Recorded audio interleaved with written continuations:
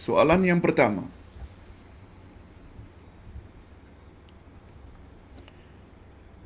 betulkah Pak Ustaz, orang awam tidak wajib tahu dalil? Mungkin ini ada kaitan pertanyaan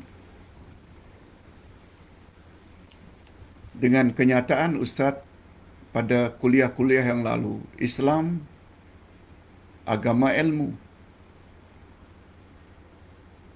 Alma dengan ilmu membuat kita yakin.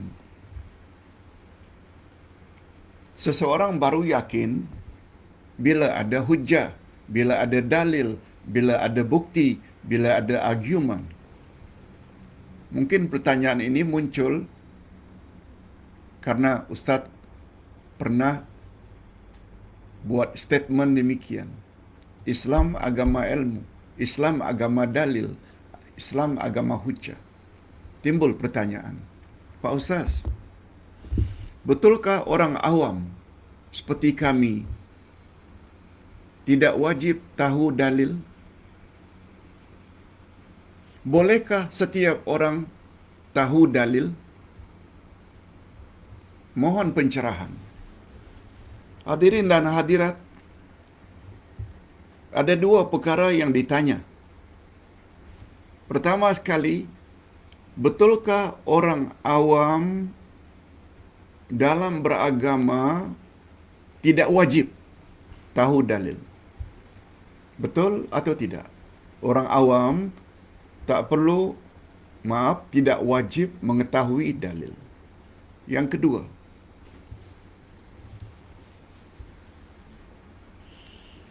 bolehkah setiap orang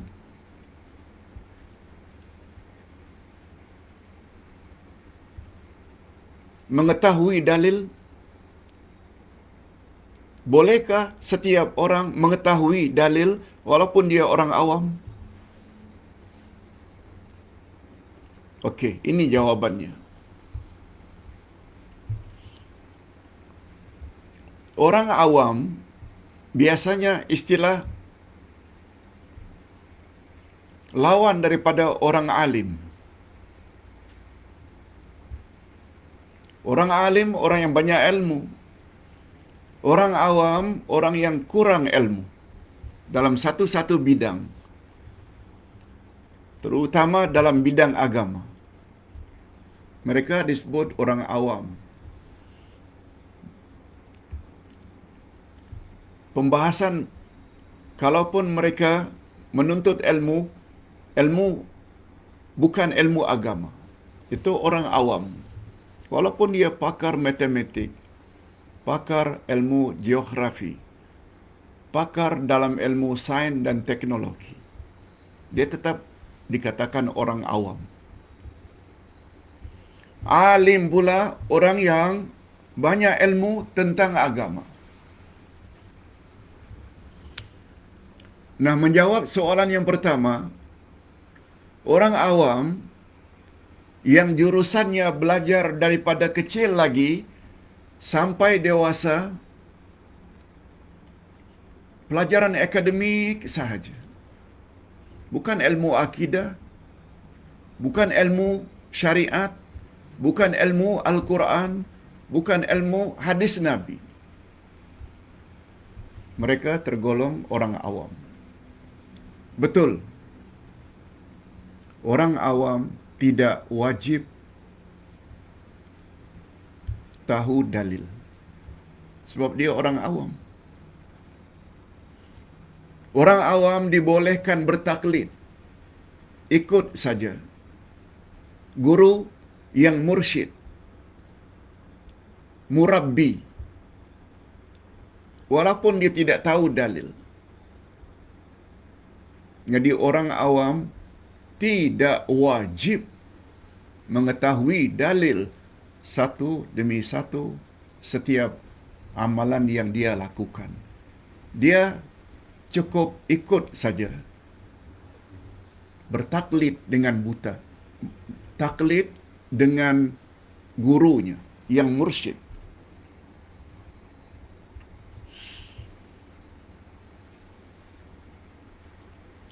perkara ini disepakati oleh para ulama. Sebab manusia kan bidangnya beza-beza. Tapi bolehkah seseorang ingin mengetahui dalil? Nah, terhadap soalan yang kedua ini, jawabnya boleh. Walaupun dia orang awam. Sebab sungguh banyak firman Allah Subhanahu wa taala menyebut, antara lain dalam surat Ar-Ra'd, hal yastawil ladzina ya'lamuna wal ladzina la ya'lamun? Apakah sama orang yang berilmu dengan orang yang tidak berilmu? Tentu jawabannya tak sama. Baguslah orang yang ada ilmu.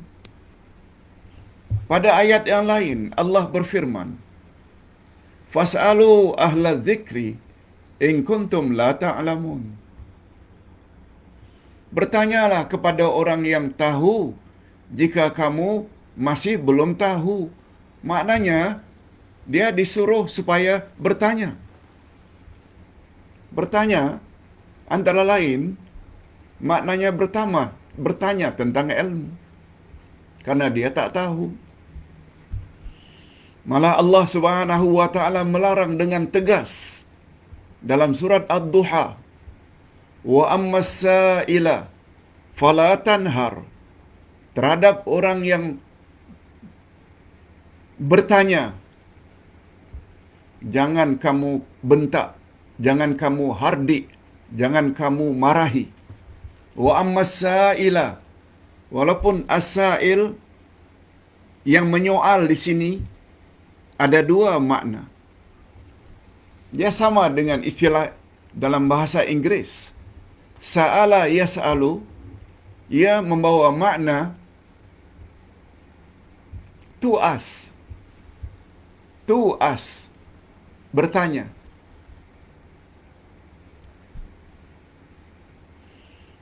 Pertama, as-sa'il, orang yang bertanya atau meminta makanan, uang.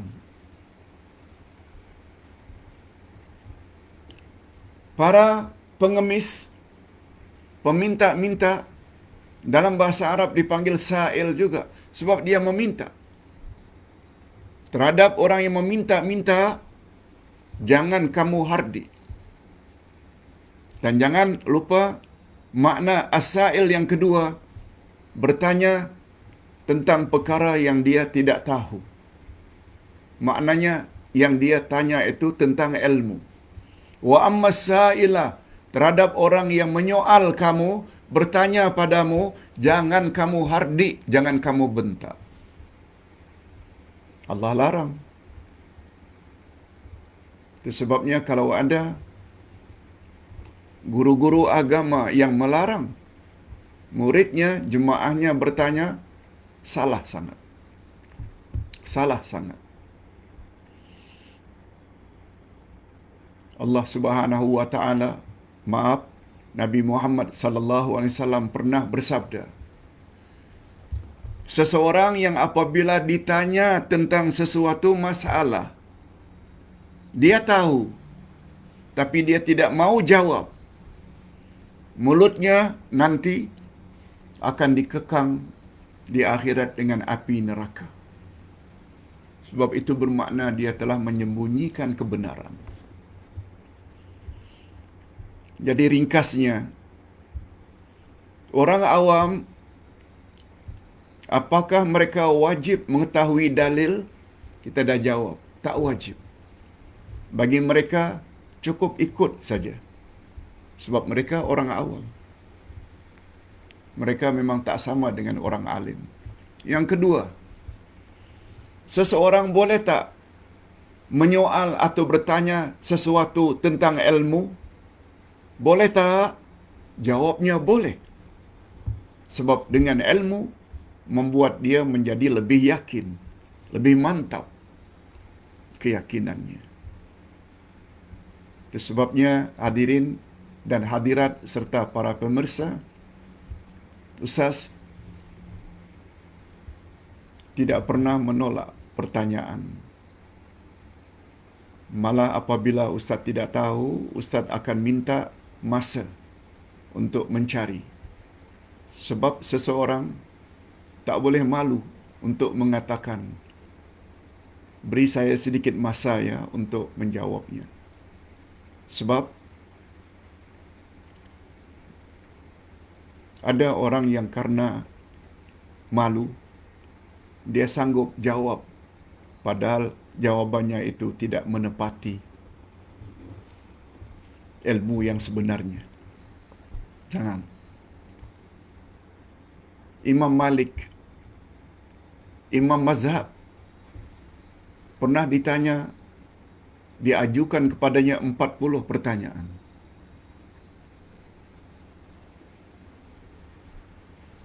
Beliau hanya jawab 10. 10 dari 40. Malah kurang dari 10. Ada yang mengatakan 6 dari 40. Maknanya lebih dari 30 lebih soalan beliau tidak jawab. Ketika ditanya, beliau jawab tidak tahu. Beliau tak pernah dikatakan sebagai orang yang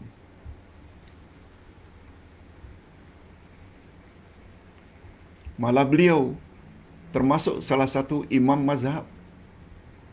Walaupun dari 40 pertanyaan beliau hanya jawab 4 atau 6. Beliau tak segan-segan mengatakan saya tak tahu. Hadirin dan hadirat rahimakumullah. Pertanyaan yang kedua.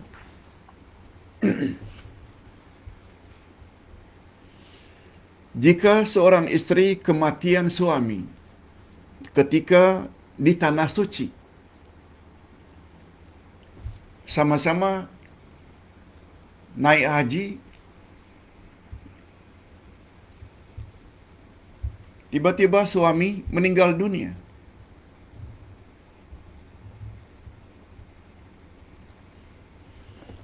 Pertanyaannya, adakah si isteri dibolehkan untuk meneruskan ibadat haji atau umrahnya padahal dia sedang dalam iddah?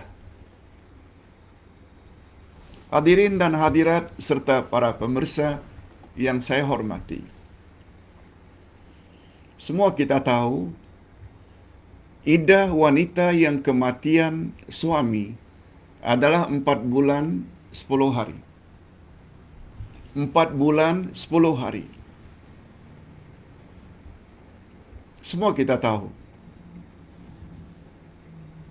Mereka hendaklah senantiasa berada di rumah, kecuali darurat. Bila darurat, hukumnya boleh. Umpamanya untuk mencari makanan sebab tidak ada orang lain untuk disuruh. Pertanyaannya, jika isteri ini kematian suami ketika di tanah suci, begitu suami meninggal dunia, apakah isteri ini boleh meneruskan umrahnya dan kerja-kerja haji yang belum selesai? Hadirin dan hadirat,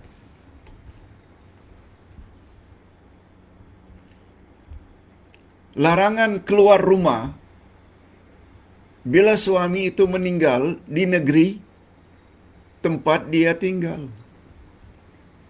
Betul lah, jangan keluar rumah. Itu pun boleh jika darurat. Darurat ini maknanya emergency. Dia tidak dapat makan kalau dia tak keluar. Atau dia mesti datang ke bank tertentu, karena bank tidak akan keluarkan uang simpanan milik suaminya kalau dia tidak datang sendiri. Itu darurat. Nah, lebih-lebih lagi lah kalau sedang berada di tanah suci.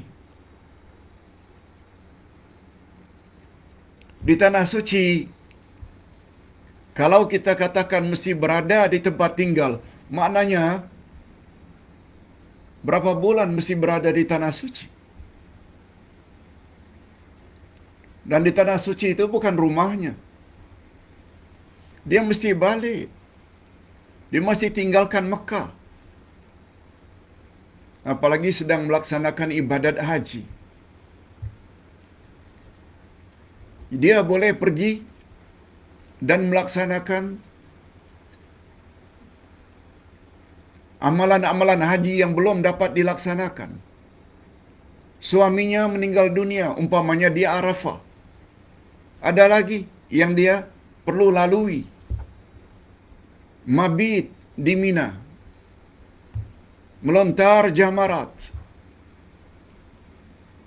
Tawaf atau sa'i. Tawaf ifadah.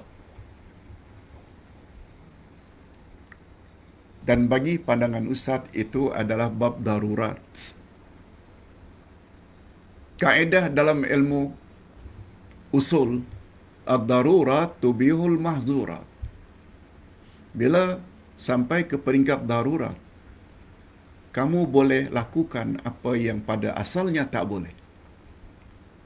Memanglah tak boleh keluar rumah. Tapi ini bukan di negerinya, tapi di tanah suci. Apalagi ibadat haji belum lagi dapat diselesaikan.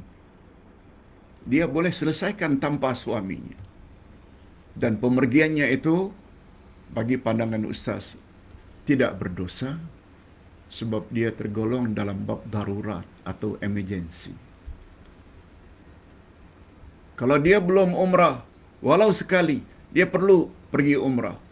Tapi untuk umrah beberapa kali, jangan. Sebab itu hanya sunat. Sebab kaedah tersebut, ad-darurat tubihul mahzurat, diatur lagi oleh kaedah yang lain. Ad-darurat tuqdaru biqadariha. Darurat itu dikadarkan sekadarnya. Jangan melampau. Itu maksudnya. Ini jawaban Ustaz, wallahu a'lam.